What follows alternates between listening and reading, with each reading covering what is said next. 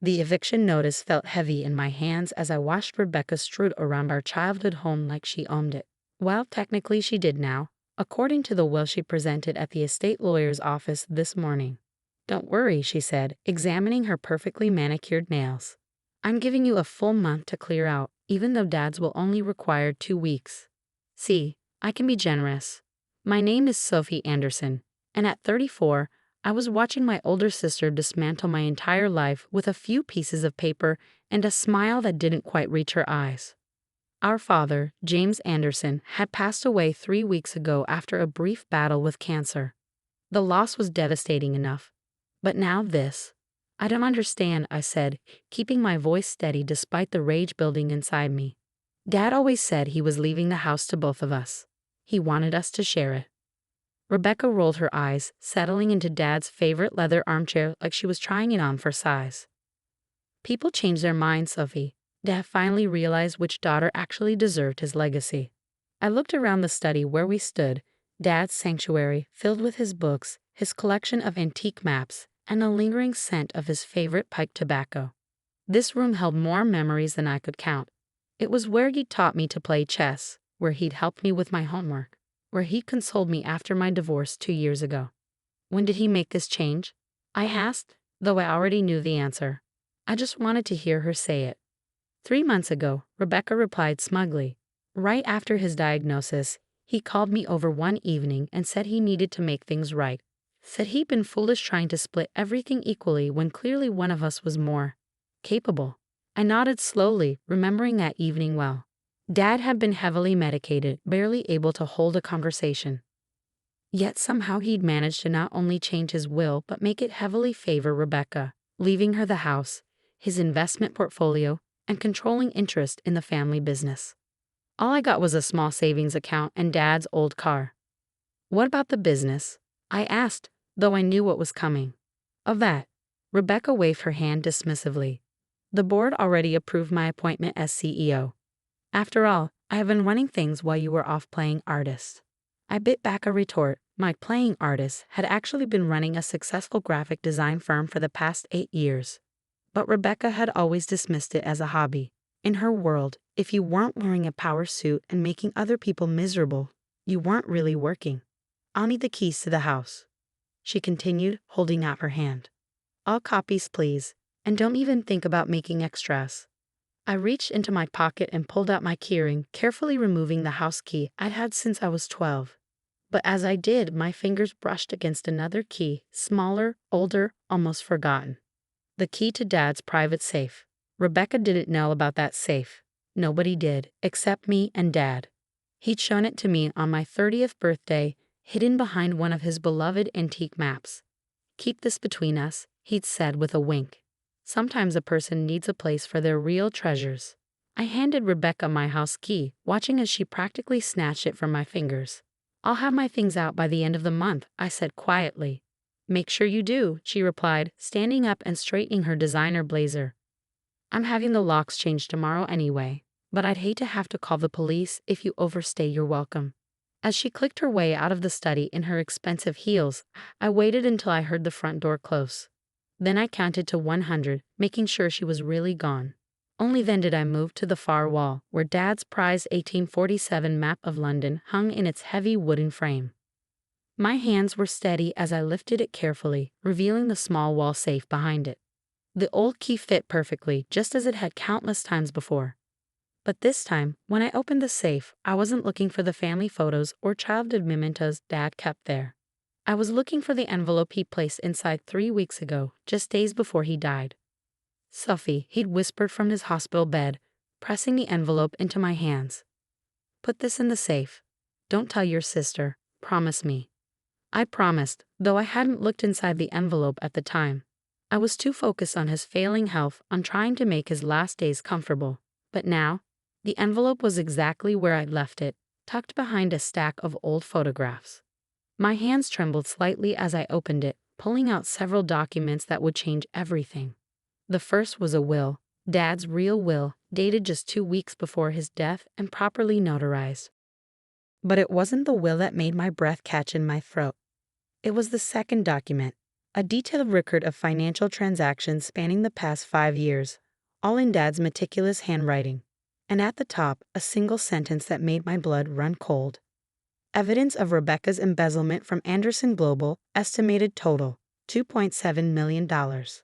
There was more: bank statements, transfer records, copies of forged signatures.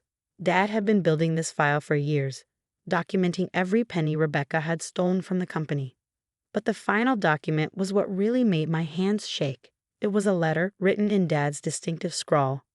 My dearest Sophie, if you're reading this, then I'm gone, and Rebecca has probably already tried to take everything. I'm so sorry I couldn't stop her myself, but the cancer moved too quickly. The real will is here, along with everything I've gathered about her theft from the company. I've known about it for years, but I could never bring myself to turn her in. She's still my daughter, despite everything. But I won't let her steal your inheritance too. The proof is all here. Use it wisely. I love you both, but you were always the stronger one, the one who could make the hard choices. Take care of our family's legacy. Love, Dad.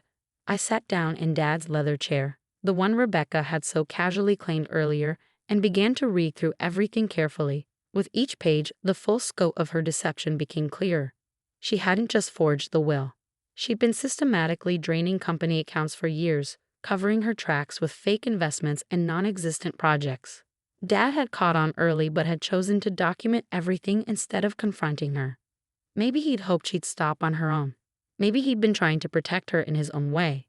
But in the end, he'd made sure the truth would come out. I pulled out my phone and called the one person I knew I could trust with this, Mark Reynolds, Dad's oldest friend and the family's longtime lawyer. "We need to talk," I said when he answered. "It's about Dad's will. The real one." Mark Reynolds' office hadn't changed in 20 years. The same dark wood paneling, the same leather chairs, even the same slightly crooked painting of a sailing ship that had fascinated me as a child. But today, as he reviewed the documents I'd brought him, the familiar surroundings offered little comfort. "This is extraordinary," Mark said finally, looking up from the papers spread across his desk. James documented everything meticulously. The forged signatures, the fake accounts, even the offshore transfers. He didn't miss a detail. I nodded, thinking of all those evenings Dad had spent working late in his study. He hadn't been just managing the business, he'd been building a case against his own daughter. "What about the will she presented this morning?" I asked. "The one leaving her everything?" Mark's expression darkened. "A forgery, without question. A good one, but still fake. The notary's stamp is perfect. But the signature," he pulled out a magnifying glass, examining the document closely. James's real signature had a distinctive loop in the J. This one's missing it. Plus, the date coincides with when he was heavily medicated. He could barely hold a pen, let alone sign legal documents. "So what do we do?" Mark leaned back in his chair, steepling his fingers. "We have two options. We can go straight to the police with evidence of both the forged will and the embezzlement, or—" He paused, studying my face. "We can handle this more strategically." I thought about Rebecca's smug expression as she'd handed me the eviction notice. About all the years she'd dismissed my work, my choices, my entire life as somehow less valuable than hers. "Tell me about strategic," I said. Mark outlined the plan carefully. First, we would quietly file Dad's real will with the probate court, but request a delay in processing. This would prevent Rebecca from making any irreversible decisions about the estate while giving us time to build our case. Next, we would conduct a full audit of Anderson Global's finances, documenting every instance of theft and fraud. Mark would bring in forensic accountants he trusted, ones who knew how to be discreet. "The key," he explained, "is to have everything in place before she realizes what's happening. Once we move, we need to move fast." I spent the next 2 weeks playing along with Rebecca's narrative. I began packing boxes, making a show of preparing to move out. Meanwhile, Mark's team worked tirelessly, unraveling the complex web of financial deception Rebecca had woven. The numbers were staggering. Beyond the $2.7 million Dad had documented, they found another million hidden in various shell companies and fake consulting contracts. Rebecca hadn't just been stealing. She'd built an entire shadow operation within the company. 15 days after receiving the eviction notice, I got the call I'd been waiting for. "We're ready," Mark said simply. The board meets tomorrow at 10 a.m. Be there. That night, as I sat in Dad's study supposedly packing his books, Rebecca stopped by to check on my progress. "You're being very mature about this," she said, watching me wrap Dad's first edition Hemingways in bubble wrap. "I was worried you'd make a scene." I carefully placed another book in a box. "What would be the point? The will is clear, isn't it?" She smiled, that same self-satisfied smile she'd worn since we were children whenever she got her way. "I'm glad you understand. Once you're gone, you should really consider selling Dad's car. I could recommend some dealers." "I'll keep that in mind," I replied, fighting to keep my voice neutral. "By the way, aren't you running late for your dinner with the board members?" Her eyes widened slightly. "How did you know about that?" I shrugged. "Oh, I still talk to people at the company. They keep me updated." Something flickered across her face. Doubt, maybe even fear. But she masked it quickly. "Well, yes, just a routine dinner, making sure everything transitions smoothly." If she only knew how smooth the transition would be. The Anderson Global boardroom was intimidating by design. All gleaming mahogany and floor-to-ceiling windows overlooking the city. Rebecca had always loved it, the way it made people feel small. Today, as I took my seat at the far end of the table, I watched her hold court at the head, completely unaware of what was coming. "Now that everyone's here," she began, shuffling some papers importantly, "I'd like to discuss our 5-year growth strategy." Actually, Mark interrupted, rising from his seat. "There's been a change to the agenda." Rebecca's perfectly penciled eyebrows drew together in confusion. "Excuse me?" "I set the agenda, and I don't recall." "The first item," Mark continued as if she hadn't spoken, "is the matter of James Anderson's will. The real one." The color drained from Rebecca's face as Mark began distributing copies of Dad's authentic will to each board member. I watched as her hands began to shake slightly, though she tried to hide it by gripping the edge of the table. "This is ridiculous," she sputtered. "We've already been through this. The will was read weeks ago." "That will," I said quietly, speaking for the first time, "was a forgery. Just like the signatures on all those transfer documents you've been using to steal from the company." The room went deadly silent. One by one, the board members began examining the documents in front of them. Not just the will, but the extensive evidence of Rebecca's embezzlement that Mark's team had compiled. "These are very serious allegations," Thomas Chin, the head of the board, said gravely. "Ms. Anderson, do you have any explanation for these discrepancies?" Rebecca's composure cracked. "This is absurd. Sophie's just jealous because Dad chose me to run the company. She's always been jealous of my success." Success? I couldn't help but laugh. "Is that what you call stealing nearly $4 million from our family's company? I built this company," she shrieked, jumping to her feet. "While you were playing with your little art projects, I was here every day, making the hard decisions. Like the decision to create fake consulting firms to funnel money into your personal accounts." Mark asked mildly, sliding another document across the table. "Or the decision to forge Dad's signature on international wire transfers." Rebecca's eyes darted around the room like a trapped animal's, looking for an ally, an escape route, anything. But she found only shocked and disgusted faces. "Dad knew," I said softly. "He knew everything, Rebecca. He documented it all. But instead of turning you in, he protected you. Right until the end, he was trying to protect you." "Then why?" Her voice cracked. "Why reveal it now? Because you couldn't stop, could you? Even after he died, you had to take more.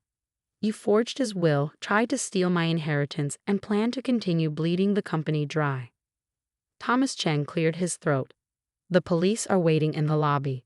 Mr. Reynolds has already provided them with copies of all documentation." Rebecca collapsed back into her chair, her carefully constructed world crumbling around her. "You can't do this," she whispered. "I'm your sister."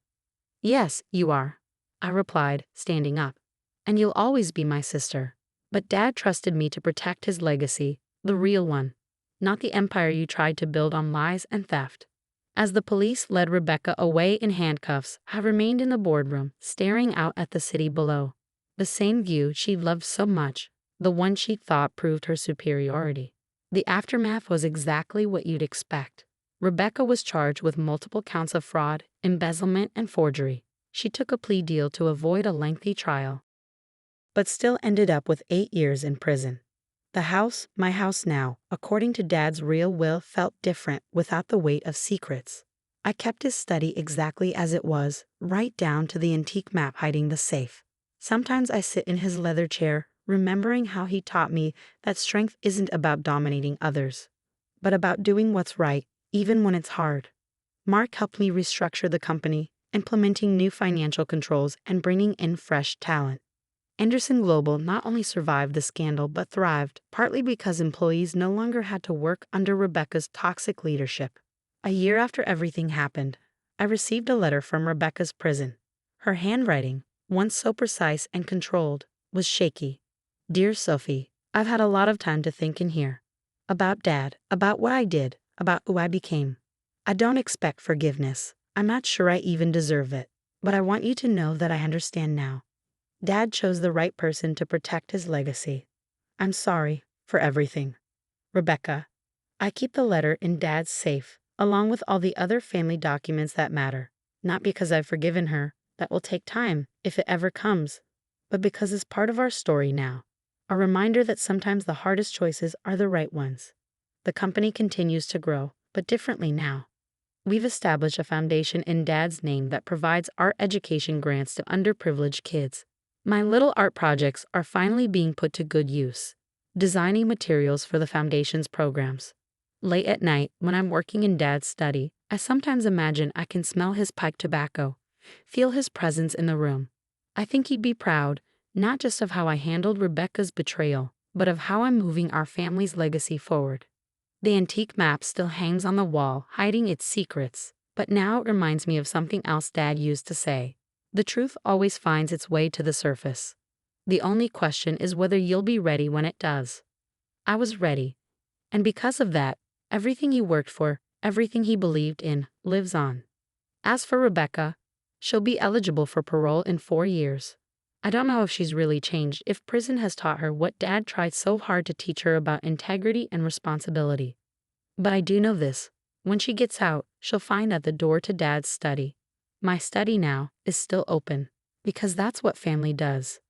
We leave the door open, even when we're not sure anyone deserves to walk through it.